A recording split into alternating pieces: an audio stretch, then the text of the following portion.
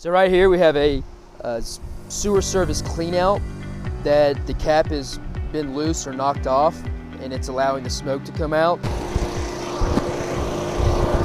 So today we're going to be smoke testing. It's an inspection method to help identify cracks, illegal stormwater connections that are associated with the sanitary sewer system. I'm Drew Muirhead, Water Services Assistant Director.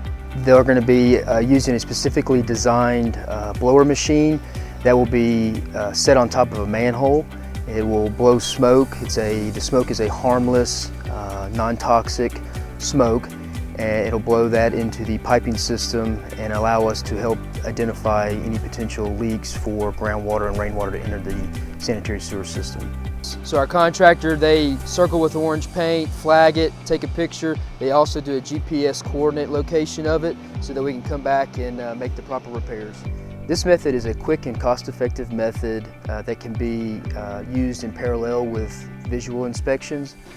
It also can identify leaks that may not show up visually.